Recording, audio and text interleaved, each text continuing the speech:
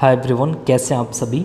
विश्लेषण शब्दों को छोड़ दिया जाए तो जितने भी शब्द आप देख रहे हैं, परीक्षण, निरीक्षण, मूल्यांकन, व्याख्या, स्पष्ट कीजिए, स्पष्टीकरण दीजिए, इन सभी शब्दों के अर्थों को हम लोगों ने विद एग्जाम्पल के साथ समझा है। एग्जाम्पल के तौर पर एक प्रश्न होता है और उसकी मैं फॉर्मेटिंग करता हूँ, फिर इसके बाद एक आंसर भी लिखा हुआ दिखाता हूँ जो टॉपर्स की कॉपी होती है, या फिर मैं खुद कोई आंसर लिख देता हूँ और बताता हूँ कि प्रश्न के अकॉर्डिंग ऐसे आंसर लिखा जाना चाहिए। क्योंकि जब तक आप इन सभी शब्दों के अर्थों को नहीं जानेंगे तब तक आप आंसर सही वे में नहीं लिख पाएंगे, और जब आप आंसर सही वे में नहीं लिखेंगे तो आपके नंबर कम आएंगे। क्योंकि कोई भी एग्जामिनर जब भी कॉपी चेक करता है तो क्या करता है कि जैसे प्रश्न के आखिरी में मान लीजिए आलोचना शब्द यूज़ हुआ है, कोई भी शब्द यूज़ हुआ है, तो वह समझ लेता है, वो वहीं से ये आलोचना, समालोचना या आलोचनात्मक, मूल्यांकन, इन सभी शब्द के आधार पर, जो कि इसके पहले के वीडियो में मैंने इन सभी शब्दों के अर्थों को बता ही दिया है, तो एग्जामिनर जब इन सभी शब्दों को देखता है तो माइंड में पहले से ही सोच लेता है कि आंसर बच्चे का इस वे में लिखा होना चाहिए। वो पहले से सोच लेता है कि आलोचना पूछा, मूल्यांकन पूछा, तो आंसर इस वे में जाना चाहिए इसका, वो पहले से सोच लेता है। और जब आपका आंसर उस वे में नहीं दिखता, उस तरह से उस फॉर्मेट में लिखा हुआ नहीं दिखता, तो आपके नंबर कम हो जाते हैं। तो इसका मतलब है कि आप सभी को इन सभी शब्दों के अर्थ का मतलब मतलब पता होना चाहिए। साथ ही साथ आपका प्रेजेंटेशन बहुत अच्छा होना चाहिए। मतलब कि जब आप एक पक्ष, मान लीजिए आपका यहाँ ख़त्म हो रहा है, तो जब सेकंड पक्ष या सेकंड पैरा की शुरुआत आपकी हो रही है, तो मैंने कई सारे अभ्यर्थियों की कॉपियों में देखा है कि तुरंत जस्ट यहाँ से लिखना शुरू कर देते हैं, राइट। तो ऐसे में क्या होता है कि जब यहाँ पर मान लीजिए भूमिका ख़त्म हुई, तो मैं सेकंड पैराग्राफ पढ़ रहा हूँ या सेकंड पक्ष पढ़ रहा हूँ, तो 2 लाइन के बाद पता चलता है यार ये तो सेकंड पक्ष है प्रश्न का, तो इसको या तो शुरू में ये 10 से 15% स्थानों को छोड़ दिया होता, या कुछ हेडिंग डाल करके लिखना शुरू किया होता। तो थोड़ा इससे क्या होता है कि एग्जामिनर को समझ में आता है कि आप उत्तर को कई पार्टों में बांट करके लिख भी रहे हैं और उसको अच्छी तरीके से समझ में आता, बहुत ज़्यादा इफ़र्ट नहीं करना पड़ता। तो जितना ज़्यादा एग्जामिनर के लिए आप अच्छा लिखेंगे, उसको ज़्यादा प्रॉब्लम नहीं क्रिएट करेंगे पढ़ने में, समझने में, उतना ही आपके लिए अच्छा है, ठीक है। तो प्रेजेंटेशन बहुत अच्छा होना चाहिए, राइटिंग स्टाइल आपकी अच्छी होनी चाहिए। राइटिंग स्टाइल का मतलब लेखन शैली बहुत अच्छी होनी चाहिए। बहुत अच्छी का मतलब ये नहीं है कि आप बहुत अच्छा लिखने के चक्कर में पता चला कि आपका समय पूरा हो जाए, आप कंटेंट डिलीवर ना कर पाएँ। ज़्यादा फोकस प्रश्न के अकॉर्डिंग कंटेंट पे होना चाहिए, राइट। कंटेंट पे होना चाहिए, लेकिन जो आप लिखें वो पठनीय हो। और किसी की लेखन शैली बहुत सुंदर है, बहुत अच्छा लिखता है और साथ साथ कंटेंट डिलीवर भी बहुत टाइम पे पूरा कर पा रहा है, तो बहुत ही अच्छी बात है। तो उसको तो नंबर तो पूछे ही मत, शायद बहुत ही अच्छे मिलेंगे। और जो ऐसा है जो कि मतलब उसकी राइटिंग बहुत अच्छी नहीं लेकिन पठनीय लिख रहा है, राइट, तो पठनीय लिख रहा है लेकिन कंटेंट डिलीवर वो पूरा कर पा रहा है, और जो बहुत सुंदर लिख रहा है वो भी कंटेंट पूरी अच्छी तरीके से डिलीवर कर पा रहा है, तो थोड़ा तो अंतर रहेगा ही ना, आधे एक नंबर का, राइट।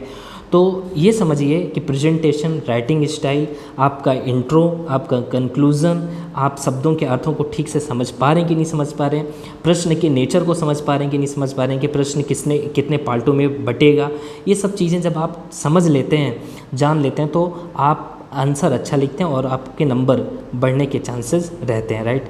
तो आज की इस वीडियो में हम विश्लेषण जो शब्द है इसके अर्थों को समझेंगे विद एग्जाम्पल के साथ। एग्जाम्पल के तौर पर एक प्रश्न रखेंगे, राइट। इसके बाद एक छोटी सी सीरीज़ पूरी हो जाएगी जो शायद 4 से 5 वीडियो में कंप्लीट हो जा रही है, राइट। तो ये प्लेलिस्ट में मतलब एक अलग से इसका प्लेलिस्ट बनाई गई है, आप वहाँ से जा कर के ये 4 से जो 5 वीडियो हैं आप वहाँ देख सकते हैं, राइट। तो चलते हैं विश्लेषण शब्द के अर्थ को समझते हैं। एक मिनट, विश्लेषण, ओके, ये है 5वें वर्ग में विश्लेषण शब्द शामिल है। तो विश्लेषण और संश्लेषण परस्पर विरोधी शब्द हैं। कैसे हैं? संश्लेषण में बिखरी हुई चीज़ों को जोड़कर एक करना होता है, और विश्लेषण में किसी विचार या कथन को सरल से सरल हिस्सों में विभाजित करना होता है, राइट। संश्लेषण में क्या होता है, किसी बिखरी हुई चीज़ को आप समेट देते हैं, और विश्लेषण में क्या होता है, किसी गुथी हुई चीज़ को परत दर खोल करके समझाते हैं। कैसे? देखिए, विश्लेषण करते समय अभ्यर्थी के मन में क्या, क्यों, कैसे जैसे संदर्भों को आधार बनाना चाहिए। जैसे आप प्रश्न को पढ़ें तो प्रश्न है, कार्यपालिका के द्वारा अध्यादेश का बारंबार उपयोग करना। इतना पढ़ने के बाद सबसे पहले जो माइंड में हिट होता है कि यार जो उत्तर की जो शुरुआत हम करेंगे, मतलब जो भूमिका लिखेंगे, उसको हम शायद दो तरह से लिख सकते हैं। पहले अभी समझिएगा, मैं जिस तरह से मैं सोच रहा हूँ पहले आप देखिए। कार्यपालिका के द्वारा अध्यादेश का बारंबार उपयोग करना, हम ये कर सकते हैं कि अध्यादेश का बारंबार उपयोग हो रहा है। कुछ अध्यादेशों का उदाहरण लेंगे और भूमिका में लिखेंगे कि भाई ये कुछ अध्यादेश हैं जिनका बारंबार उपयोग कौन कर रही है, कार्यपालिका कर रही है। ये बताते हुए भूमिका की शुरुआत कर देंगे, राइट, एग्जाम्पल देते हुए अध्यादेश का। दूसरा ये हो सकता है कि हम क्या करें कि सबसे पहले ना हो, एक माइंड में ये भी आता है कि हम अध्यादेश को समझा दें, राइट। अध्यादेश आर्टिकल 123 राष्ट्रपति को अधिकार देता है अध्यादेश जारी करने का, और आर्टिकल 213 राज्यपाल को देता है। तो हम आर्टिकल 123 और 213 को आधार बना करके भूमिका लिख दें, एक ये हो सकता है। फिर जस्ट उसके तुरंत बाद हम कुछ अध्यादेश का एग्जाम्पल दें जिसका बारंबार उपयोग किया गया है सेकेंड पैरा में, राइट। तो तुरंत भूमिका में नहीं लिखेंगे, क्योंकि इसलिए नहीं लिखेंगे क्योंकि फिर भूमिका बहुत लंबी दिखेगी और फिर वही होगा, फिर एग्जामिनर आपके नंबर हो सकता है काट दे। और टेस्ट सीरीज आप ज्वाइन किए होंगे तो वहाँ पे बताएगा कि आप ये जो यहाँ से आप अध्यादेश का बारंबार उपयोग हो रहा है, जो उदाहरण आप दे रहे हैं उसको हो सकता है बताइए कि दूसरे पैरा में लिखें, ठीक है। तो क्योंकि भूमिका बहुत संक्षिप्त होनी चाहिए, बहुत लंबी भूमिका नहीं होनी चाहिए। तो यहाँ पर एक चीज़ समझ में आ गया कि हम क्या करेंगे कि आर्टिकल 123 213 को आधार बनाते हुए अध्यादेश को परिभाषित कर दें, उसको बता दें। फिर तुरंत उसके बाद अध्यादेश का बारंबार उपयोग हुआ है कुछ उदाहरण देते हुए इसको बता दें, ओके। अब देखिए अध्यादेश क्या है। अध्यादेश आप सभी को पता है कि किसी, मान लीजिए कि जब देश में कोई बहुत अपरिहार्य परिस्थितियां ऐसी बन जाती हैं और सदन सत्र में ना हो, लोकसभा राज्यसभा ये दोनों सदन या कोई एक सदन सत्र में नहीं होता, तो कार्यपालिका क्या करती है, किसी विषय पर कानून बनाती है। अध्यादेश जो एक अस्थायी कानून होता है, और कानून बनाने का काम किसका है, विधायिका का है। कार्यपालिका का तो लागू करने का है, लेकिन यहाँ पर आप देखें तो कौन कानून अब बनाने का काम कर रहा है, विधायिका का काम कौन कर रहा है, कार्यपालिका कर रही है, राइट। तो यहाँ पर आप अध्यादेश को 130 213 को आधार बना करके बताएंगे। फिर इसके बाद आप क्या करेंगे कि अध्यादेश का बारंबार उपयोग हुआ है, कुछ अध्यादेश का उदाहरण देंगे कि भाई ये अध्यादेश है जिसका बारंबार उपयोग कौन कर रही है, कार्यपालिका कर रही है। किसी अध्यादेश, किसी एक विषय पर बार बार कानून बनाना भाई ठीक तो बात है नहीं। जैसे आगे आप पढ़ें तो क्या लिखा है कि कार्यपालिका के द्वारा अध्यादेश का बारंबार उपयोग करना लोकतंत्र की अवहेलना है। तो लोकतंत्र की अवहेलना कैसे है इसको भी बताने की ज़रूरत है, राइट। मतलब आप थर्ड पैराग्राफ में आप लोकतंत्र की अवहेलना है ऐसा हेडिंग डालेंगे। अभी आगे मैं दिखाऊंगा आपको क्या करना है और अच्छे से, अभी पहले समझिए। लोकतंत्र की अवहेलना है ऐसा करके फिर आप बिंदुवार क्रम में लिखेंगे कि कैसे है, क्योंकि भाई अध्यादेश किसी विषय पर कानून बनाने का काम किसका है, किसी भी विषय पर कानून बनाने का काम विधायिका का, कर कौन रही है, कार्यपालिका। यदि अपरिहार्य परिस्थितियां, मान लीजिए कोविड-19 के दौरान आप देखेंगे कि बहुत सारे अध्यादेश पारित किए गए, जारी किए गए, जबकि उस टाइम पे ज़रूरत थी, क्योंकि संसद जो विधायिका है वो सदन में बैठ नहीं सकती थी, सत्र नहीं चल सकते थे। उस टाइम पे प्रासंगिकता समझ में आती है, लेकिन अब वो स्थिति नहीं होने के बावजूद भी, मान लीजिए ऐसी स्थितियां नहीं भी हैं, फिर भी कार्यपालिका किसी विषय पर बार बार कानून ला रही है, तो वो क्या है, लोकतंत्र की अवहेलना है। इसके लिए आप बिंदुवार क्रम में बताएंगे फर्स्ट पॉइंट में कि यह शक्ति के पृथक्करण के विपरीत है, कि मतलब जो काम विधायिका का है वो कौन कर रही है, कार्यपालिका कर रही है। तो ये शक्ति की पृथक्करण के विपरीत है। लोकतांत्रिक मूल्यों के विपरीत है। लोकतांत्रिक जो मूल्य हैं उनके विरुद्ध कैसे है। लोकतांत्रिक मूल्य में मैं बात करूँ जैसे समानता, स्वतंत्रता, न्याय, इनके के भी विपरीत है। कैसे, जब कोई विधायिका कानून बनाती है तो उस पर व्यापक विचार विमर्श करती है कि बार बार उस कानून में संशोधन न करना पड़े। यदि कोई भी कानून बहुत कम समय में, बहुत कम विचार विमर्श के बाद लागू होता है ना, तो आप देखेंगे उसमें बार बार संशोधन करने की ज़रूरत पड़ती है, क्योंकि वो दूरदर्शी नहीं होता फिर वो कानून। जब किसी कानून पर खूब विचार विमर्श से कानून बनते हैं तो वो दूरदर्शी होते हैं। बहुत सारी समितियां उस पर बात करती हैं, बहुत सारे जो संसद के विद्वान सदस्य हैं उस पर अपनी राय रखते हैं कि इन फ्यूचर ऐसा हो सकता है। तो बहुत दूर तक सोच करके कोई कानून बनता है विधायिका के द्वारा। लेकिन जब कार्यपालिका तत्कालीन रूप से, तुरंत रूप से कोई बार बार अध्यादेश ला रही है तो ये बहुत ज़्यादा मतलब व्यापक विचार विमर्श से नहीं बन पाता, जिससे कुछ ही वर्ग या समूह के लिए ये फ़ायदेमंद होता है ये अध्यादेश या कानून, सभी के लिए नहीं हो पाता। तो ये समानता के अधिकारों का भी उल्लंघन कर देता है। स्वतंत्रता किसी न किसी की बाधित होती है ऐसे कानून जब बनते हैं। सभी को न्याय बराबर नहीं मिल पाता, जो कि सब लोकतांत्रिक मूल्यों के विपरीत हो जाता है, जो के भी आगे हम और देखेंगे। ठीक है, अभी बस समझिए मैं क्या बताना चाह रहा हूँ कि प्रश्न को कैसे भागों में हम बांट करके हमें लिखने की ज़रूरत पड़ती है। हम प्रश्न को पढ़ते ही हमें समझ में आ जाना चाहिए कि उत्तर किस वे में जाएगा हमारा। ठीक है, ओके, एक बार इसको फिर से मैं हटाता हूँ। ओके, मतलब आपने प्रश्न आप जब भी पढ़ें तो प्रश्न पढ़ने के बाद आपने यहाँ पर देखा कि एक चीज़ तो समझ में आ रहा था कि हम यहाँ पढ़ते ही मैंने बताया कि कार्यपालिका द्वारा अध्यादेश का बारंबार उपयोग करना। तो अध्यादेश का बारंबार उपयोग करना मैं बताया ना कि या तो आप उदाहरण दीजिए एक दो अध्यादेशों का, उसका बताते हुए कि बारंबार उपयोग हुआ है वो बताते हुए भूमिका लिखने की शुरुआत करें। या ज़्यादा अच्छा है कि आप आर्टिकल 123, 213 जो संवैधानिक प्रावधान हैं, जो आर्टिकल हैं, इन अनुच्छेदों को आधार बना करके जब अध्यादेश को परिभाषित करेंगे तो भूमिका और प्रभावशाली बन सकती है। तो ज़्यादा अच्छा होगा कि आप अध्यादेश को 123 और 213 ये जो हैं उनको आधार बना करके लिखें। मैं 213 की बात यहाँ पर बार बार क्यों कर रहा हूँ? राज्यपाल को ये शक्ति आर्टिकल 213 राज्यपाल को ये शक्ति देता है कि यदि जरूरी परिस्थितियाँ ऐसे अपरिहार्य परिस्थितियाँ बन चुकी हैं तो वह मंत्री परिषद की सिफारिश के बाद ये राज्यपाल अध्यादेश जारी करता है। यहाँ पर आप प्रश्न पढ़ेंगे तो कहीं पर भी देखेंगे तो केंद्रीय कार्यपालिका नहीं लिखा हुआ है। तो यहाँ पर हम क्या करेंगे कि जब ऐसा नहीं लिखा हुआ है तो हम 213 और 123 दोनों को आधार बना करके भूमिका लिखेंगे, सिर्फ 123 को नहीं, राष्ट्रपति को सिर्फ नहीं, राइट। तो दोनों को जब ऐसा करेंगे तो एग्जामिनर को लगता है कि हाँ कि आप सिर्फ किसी एक राष्ट्रपति के ही बारे में को आधार बना करके उत्तर नहीं लिख रहे हैं, बैलेंस कर रहे हैं कि यहाँ पर जब स्पष्ट नहीं है कि केंद्रीय कार्यपालिका की बात हो रही है कि राज्य की कार्यपालिका की बात हो रही है तो आप दोनों को आधार बना रहे हैं। लेकिन जब आप स्टेट पीसीएस का एग्ज़ाम देते हैं, मान लीजिए यूपी पीसीएस का आप दे रहे हैं, तो यहाँ पर क्या होगा कि यहाँ पर लिखे या ना लिखे हमारे उत्तर में जो झुकाव हल्का हो जाता है ना, अनुपात में जो अंतर देखेंगे वहाँ पर हम थोड़ा झुक जाते हैं कि ज़्यादा से ज़्यादा उदाहरण किसका देने लगते हैं। जब अध्यादेश का बारंबार उपयोग हुआ है तो वहाँ पर हम कोशिश करते हैं कि केंद्रीय कार्यपालिका के द्वारा जो अध्यादेश का बारंबार दुरुपयोग हुआ है या उपयोग हुआ है उन अध्यादेशों का तो उदाहरण देंगे ही, साथ साथ उत्तर प्रदेश में भी ऐसी अध्यादेशों का दुरुपयोग हुआ है या बारंबार उपयोग हुआ है तो उसका भी उदाहरण वहाँ देते हैं। वहाँ झुकाव थोड़ा स्टेट पीसेस अलग अलग जो भी स्टेट पीसेस के हैं वो इस तरह से अपना उत्तर में अनुपात रख सकते हैं, राइट। चलिए, तो यहाँ पर हम आर्टिकल 123 और 213 को दोनों को आधार बनाएंगे। फिर इसके बाद थर्ड पैराग्राफ में हमने बता दिया कि लोकतंत्र की अवहेलना कैसे है ये आप बताएंगे।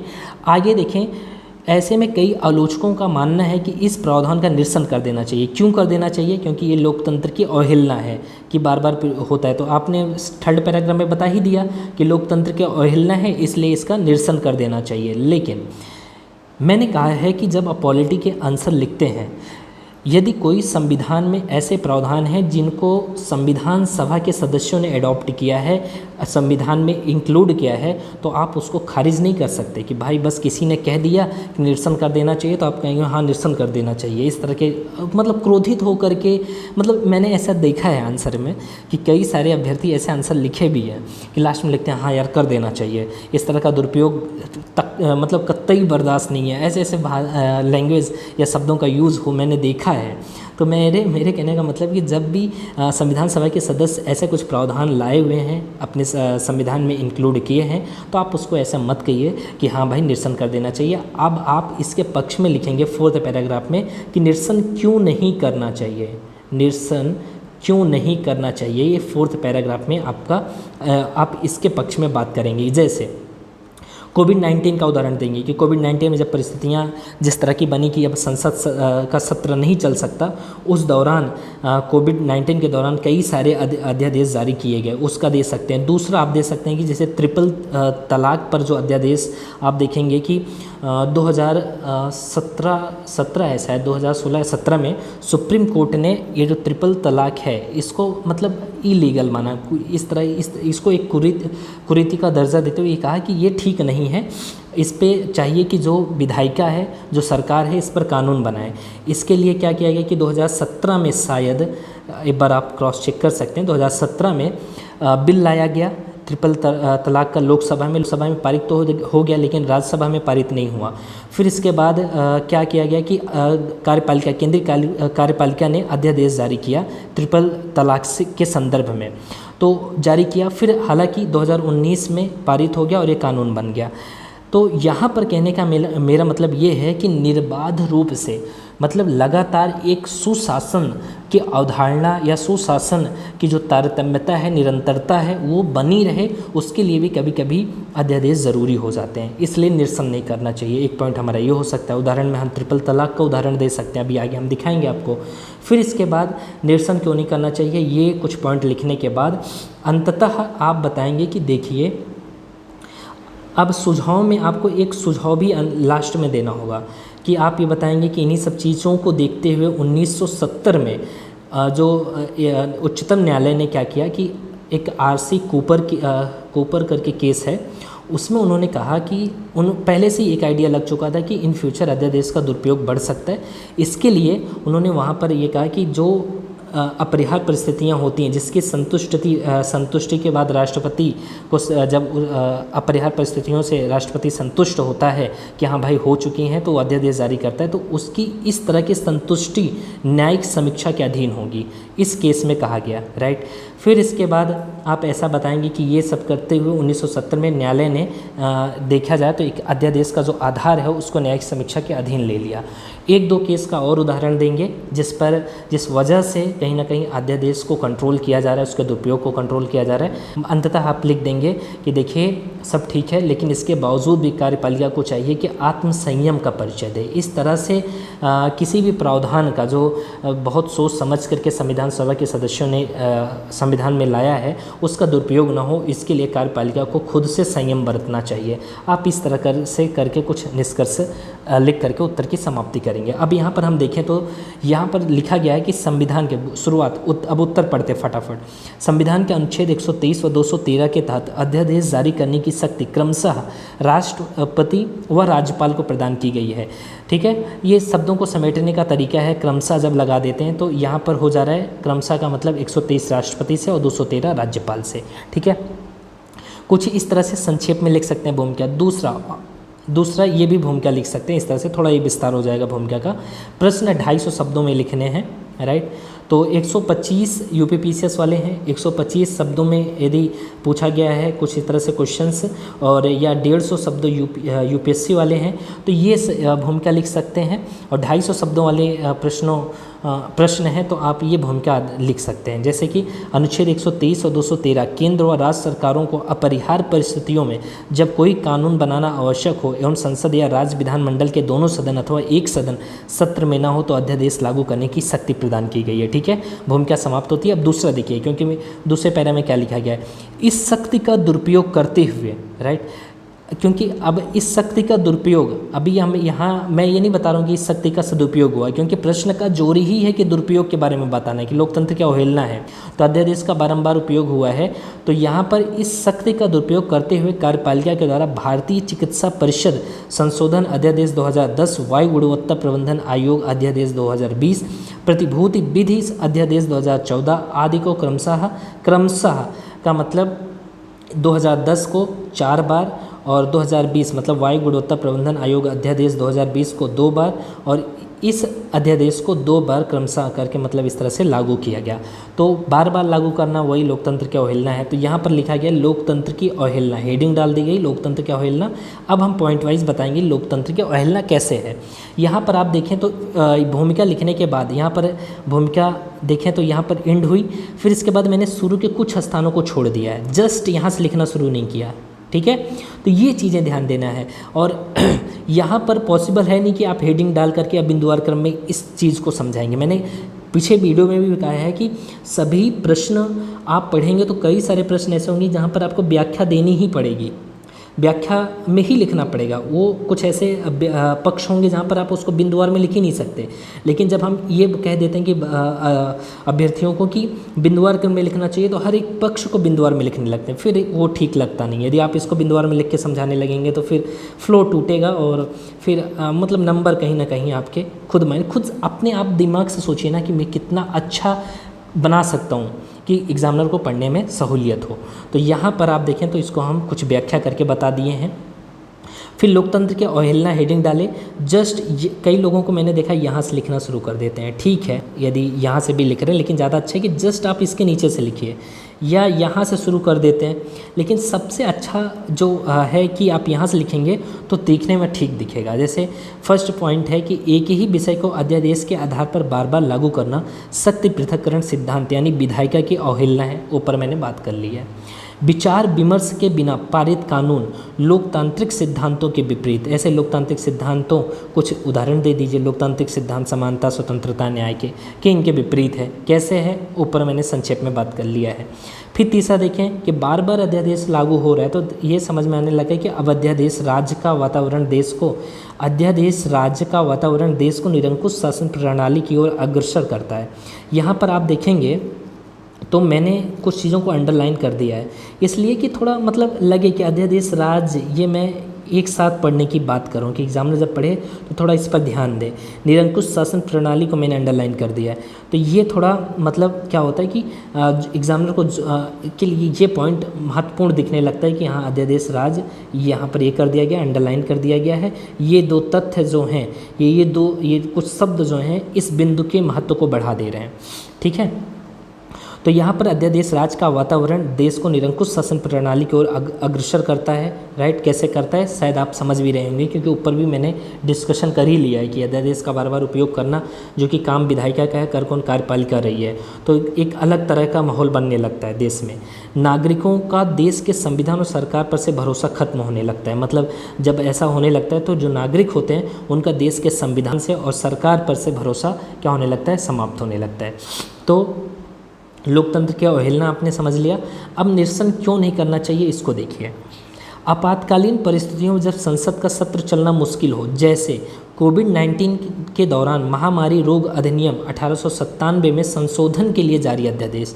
आप एग्जाम्पल दीजिए, कोई एग्जाम्पल दीजिए जिससे आपके बिंदु की वैल्यू बढ़ सके, आपके आंसर का वैल्यू बढ़ सके, एग्जाम्पल जरूर दें, राइट। फिर देखिए आगे मैंने लिखा है कि दूसरा पॉइंट, विधेयकों पर पर्याप्त विचार विमर्श के बाद भी, कभी कभी ऐसा होता है कि विधेयकों पर पर्याप्त विचार विमर्श हो भी जाता है, फिर भी विपक्ष अवरोधक का कार्य करता है। तो अवरोधक का कार्य करता है तो निर्बाध शासन सुनिश्चित करने के लिए भी अध्यादेश ज़रूरी होता है, राइट। जैसे सितंबर 2018 में 3 तलाक को प्रतिबंधित करने हेतु अध्यादेश जारी किया गया, राइट। जबकि इसके पहले सुप्रीम कोर्ट ने भी कह दिया है कि भाई इसके लिए आज कोई कानून लाइए 3 तलाक के लिए। फिर भी यदि विपक्ष अवरोधक की भूमिका निभा रहा है तो इसका समझ सकते हैं ना कि ये किसी भी देश की निर्बाध सुशासन या शासन, अच्छे शासन को संचालित करने के लिए भाई एक चुनौती है, तो इसके लिए भी आप अध्यादेश ला सकते हैं। तो निरसन क्यों नहीं करना चाहिए, आपने कुछ 2 पॉइंट दिया ठोस तथ्यों के साथ। यदि आप और 1-2 पॉइंट जोड़ सकते हैं तो जोड़ दीजिए, अच्छी बात है, राइट।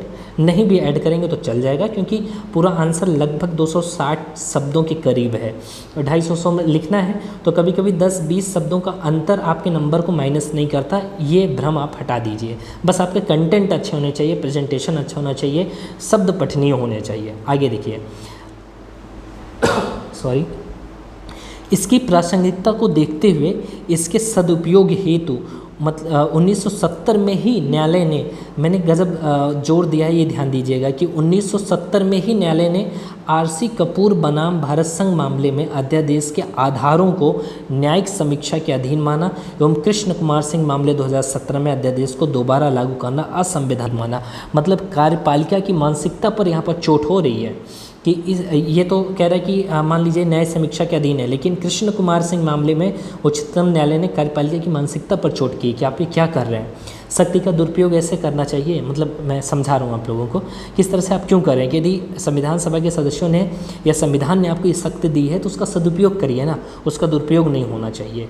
तो हम ये नहीं कह सकते कि भाई बहुत कठोर नियंत्रण अध्यादेश पे लगा दिया जाए कि अध्यादेश लागू करना ही मुश्किल हो जाए, ये भी सुझाव नहीं दे सकते। हमें तो ऐसा संतुलित देना होगा ना, एक नैतिक दबाव बनाना होगा कार्यपालिका पे, और कार्यपालिका पर नैतिक दबाव काम बनाने का काम कौन कर रही है, कहीं ना कहीं सर्वोच्च न्यायालय कर रहा है। कि भाई ये जो है न्यायिक समीक्षा के अधीन होगा और ये जो संवैधानिक इस तरह के बार बार अध्यादेश को लागू करना असंवैधानिक है, ठीक नहीं है।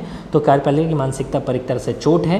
अंततः हम लिख देंगे कुछ शब्दों में, अतः अपरिहार्य परिस्थितियों को छोड़कर यह जरूरी हो जाता है कि कार्यपालिका आत्मसंयम का परिचय दे। मतलब यदि अपरिहार्य परिस्थितियाँ छोड़ दी जाए तो यह जरूरी होता है कि कार्यपालिका आत्मसंयम का परिचय दे, इस तरह से अध्यादेश का दुरुपयोग ना करे। राइट। उम्मीद है कि आप लोगों ने बहुत कुछ सीखा होगा यहाँ से। कमेंट करके बताइए कैसा लगा वीडियो। मिलते हैं नेक्स्ट वीडियो में। नमस्कार।